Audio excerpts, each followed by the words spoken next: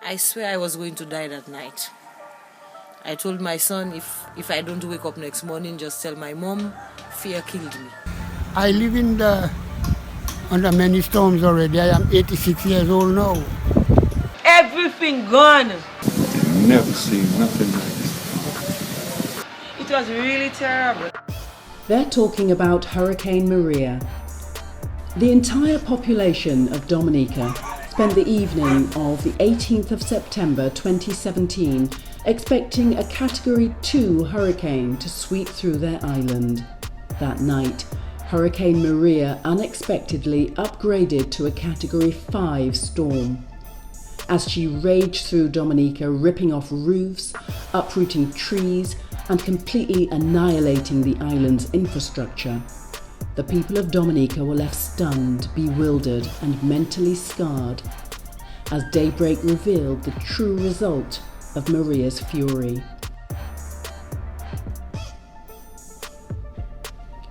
It was intended to be an entire family holiday, which was booked pre-hurricane to visit my parents, Rita and Hector. Because of the devastation and Dominica's dysfunction, we were advised by the travel agencies not to travel. In the end, I, together with 3 of my sisters, Corinne, Paula and Jean, pursued the journey regardless. For the sake of our parents and other family members living on the island, there was no way we would delay or cancel our trip, but nothing could have prepared us for what we were about to experience. I am 86 years and I live and hear many storms and see many storms. I saw water rushing downhill. I was in charge of the boxing shed. Rain, and river overflow until it washed right in the shed and took up some of the banana that was about to buy and taking it away. It had to rush. So I know a lot of the storms, but not a terrible one like this one. So this one was worse than before? Very, very, very worse than many of them. Well, I don't even hear of one that was more terrible than this one. Yeah. I took my iPhone with me and realised the things I took for granted, like getting food, running water, charging up my phone and getting Wi-Fi, was going to be a challenge. Most days we took the arduous, muddy journey into town to exchange our $5 donation for a 100% charge from pensioner and electrician Mr. John Baptiste through his generator.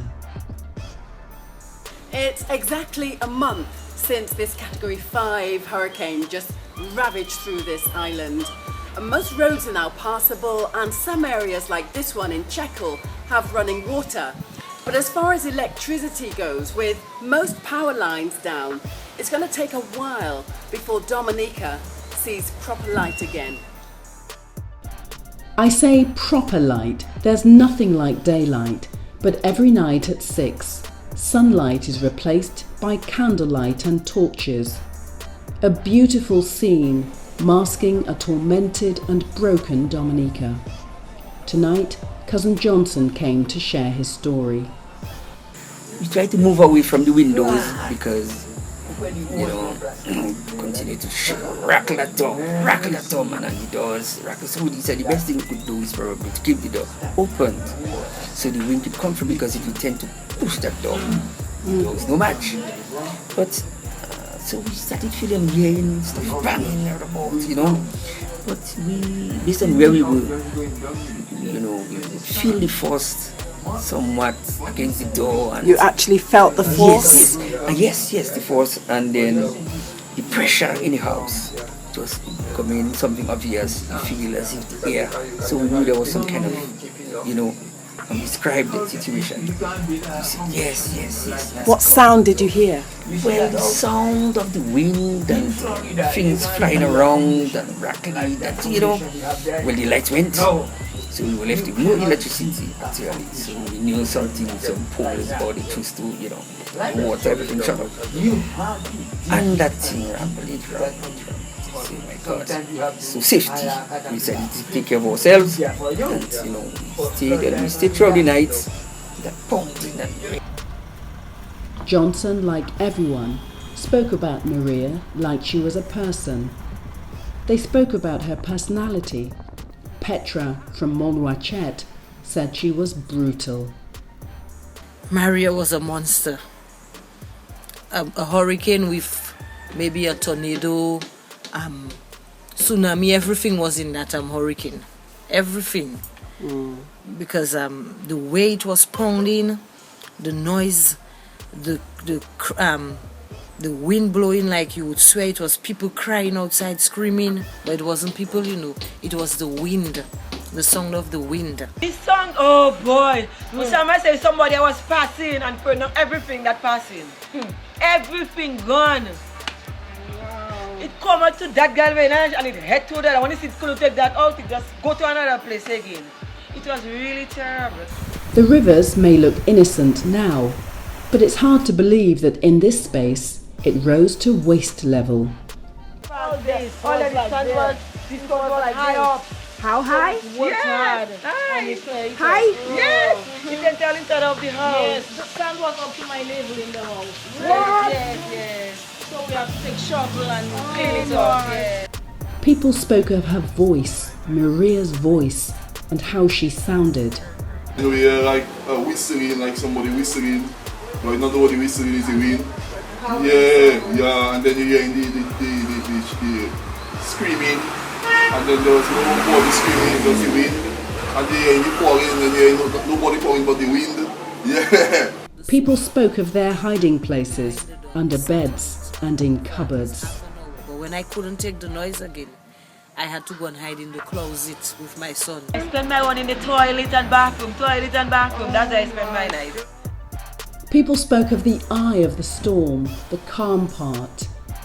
It was like she came like a woman in labour, like a contraction. Just when you thought the pain was over, it came back even stronger. When the eye was passing, everything get calm. We come outside, all the posts was leaning to the seaside. When we go back in for the next wave, we come back out, all the posts come back leaning to the mountain. All the posts. Every one of them. Yeah, so that's why I shaking. Wow. Yeah. I just shocked. And I said, what? That was nothing compared to what I thought I was going to see. That was astonishing. And that image stayed in my mind until this moment. And I know the people that are secured as us in terms of the roof structure and facility. Oh my God, they will be traumatized. Everywhere you look, there's misplaced galvanage in trees, on poles and in piles. In fact, these metal sheets became weapons of mass destruction. Everybody have to stay in their house because they afraid galvanized cut their neck. Galvanized come and to cut people's neck. Because when wind blows, you know where galvanized coming out, you know. It's hard to believe that thousands of uprooted trees raced angrily downriver, some crashing into bridges, causing a dam and overflowing, others making their way to the sea, only to be rejected by the salty, angry waves that tossed them back to rest precariously on shore. Bessie from Maho stepped on a 3-inch nail. She's now in Antigua recovering. Without urgent treatment, she could have lost her foot. When I get the nail while we are at home cleaning, I just feel something. In my foot, I wonder what I see that nail. I just pull out the needle. A nail went in your foot? Yes, a nail just go under my foot. And I pull it out. Wow. And then I went to the casualty, they gave me a tetanus injection. And from that, pain in Bessie foot, like that. If I didn't come up here, I don't know how I would do.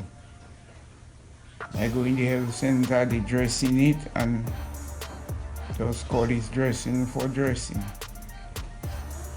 And if I didn't come up here, I don't think I would have a foot today. I would not have a foot. Our visit to the Princess Margaret Hospital with a bag full of paracetamol was even more welcomed, especially as it came courtesy of our sister Paula, who's also a nurse. One can only imagine how the staff and patients coped on that fateful night. The building took a direct hit, and with no electricity, water or extra resources, you can only wonder how they got through it. See, well, we were really devastated, you know, but we are fighters. Yes. Exactly. So we will get free. Yes. It will take some time, but we will definitely get free, you know. 72,000 people live on the island of Dominica, and every single person here has been affected by the force of this devastating hurricane. It's going to take years before Dominica gets back to some kind of real normality. But for now, the cleanup operation that needs to happen absolutely everywhere has started. We arrived 3 weeks after Maria, so much of the debris had already been cleared. It's testimony to the community spirit and resolve in various villages that enabled roads to be passable. Everyone helped each other. People expressed often about how Maria behaved. She had no respect for concrete or metal. She twisted and manoeuvred her way around the island, dispersing her force into every crevice, even thrusting storage containers from their base and blowing cars around like tin cans. This house in Marigot landed on its roof, while this house in Maho was lifted across the road in one piece.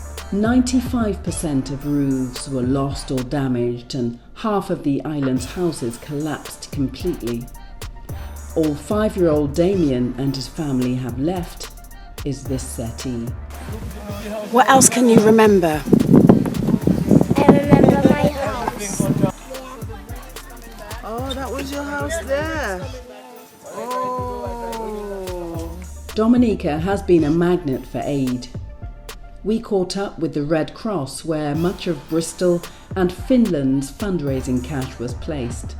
It's sad to think that a country known to have 365 rivers and a continuous supply of fresh drinking water flowing from the mountains are reduced to using water purification tablets and purifying machinery for hydration.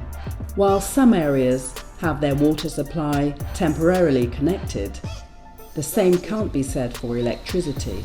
If you think rewiring a house is a challenge, what about rewiring an entire island? I had a lot of time to reflect during my time away, and to see Dominica's thousands of acres of once lush and fertile, famous forest reduced to a ghost-like, terrifying wasteland was heartbreaking. It reminded me of a scene from a nuclear war movie, only this was real. It also served as a confirmation of how exposed Dominica now was. A house with no roof was one thing. This kitchen, now a showroom, exposed. Dwelling places, once hidden by foliage, exposed. Rivers in valleys, exposed. Once camouflaged wildlife, exposed. Even the trees were left without bark, exposed and somehow undignified. We're in the capital city of Roseau in Dominica, and this place used to be a hive of activity, bursting with energy, colour and vibrancy. Today it's full of mud, grime, rubble, and I tell you what, it stinks. Temporary blue tarpaulin sheets cover most homes. Even so, when it rains outdoors, it rains indoors. The water in Mum and Dad's house was deep enough for fish to swim in. It's not even funny. This is a familiar scene all around Dominica right now. I'm actually in the bathroom and scooping water, and wellies are very appropriate.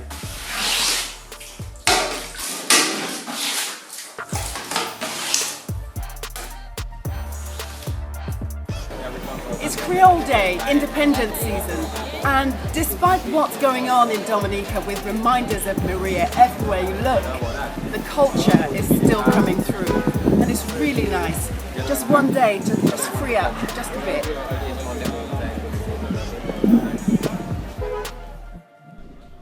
Traditionally, this day is an annual national occasion of pride with Creole food and celebration displayed everywhere. Although this year's event didn't really happen, you couldn't get away from the fact that Dominica's spirit was aching to be there. So they're playing the accordion and they're dressed in their Dominican outfits. I really like it. Putting a smile on everyone's faces.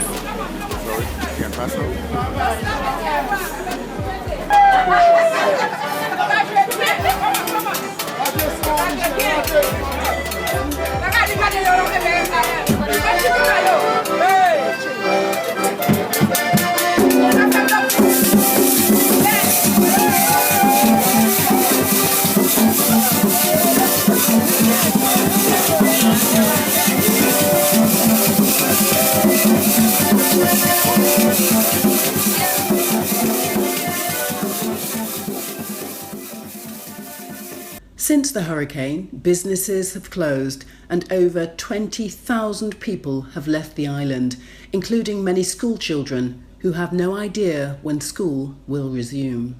On a normal day, this would be school to 300 primary school children. This was the only way onto the school grounds, clambering over a collapsed wall, a familiar scene. I'm at Massac Primary School in between Massac and Canefield, and Hurricane Maria took all their books. It's such a huge shame, but the people of Bristol have done something about that. We've managed to raise enough money to fully equip their books, their pens and writing materials, so thank you, Bristol. The children here are still affected. I couldn't help thinking of little 5-year-old Damien, so my sisters and I went back to see him. He told us of how he escaped after losing his house. When I caught my daddy wrapped me in a bath towel and he had to go with me. And he had to go downstairs with me. So did Daddy keep you safe? Yeah. Were you scared? No. Oh, that's good. His mum told me that he needed to talk about it. He's quite traumatised. She gave him this chicken as a pet to look after, hoping it will help to take his mind off the events of that awful night. His sister Nicola is 11. In the night we like our thing from over there, things fly come downstairs and blow on the house. But he frightened and he hold me tight. He had frightened, but every night he had all his daddy going up and down. Dominica, like everywhere, has its homeless people struggling to survive. Even more vulnerable now, we wanted to support the shelter called The Grotto near Bath Estate, just outside Roseau. Through Bristol's generosity, we organised clothes, toiletry bags, food parcels and torches for everyone who was to come here. The Grotto is more relevant now than it ever was. Being here is helping me understand how people are feeling. But I can't help being over-reflective about the reality of going to bed one night with your home and loved ones around you, then waking up the following morning to find that you have no home and life has changed forever. People have lost their homes, their businesses, crops and livelihood. They've been displaced, and not just people. This dog is determined to stay in the place he knows.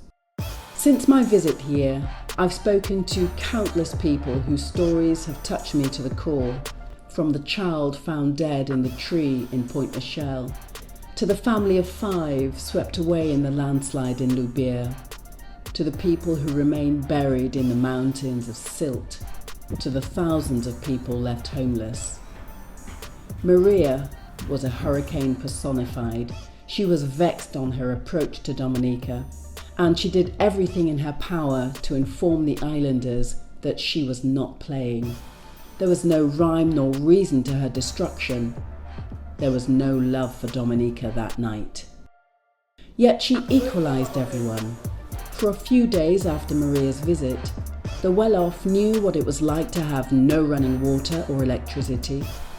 Everyone, regardless of class, washed their clothes, their pots and pans, and themselves in the river. Regardless of whether your home was ripped apart, you were either roofless, displaced, or homeless. Electricity, food, shelter, and water was a concern that affected everyone. In fact, regardless of how much money you had, after Hurricane Maria, it was worthless. There was nothing to buy, from no one, from nowhere. As the Prime Minister Roosevelt Skerritt said the following morning, "My country has lost everything that money can buy." For now, as hard as it is for the people, normality still has its place here. Life will be the same maybe 10 to 15 years in the future, but not now, nah? I don't think so. Not now. We have a lot of work to do.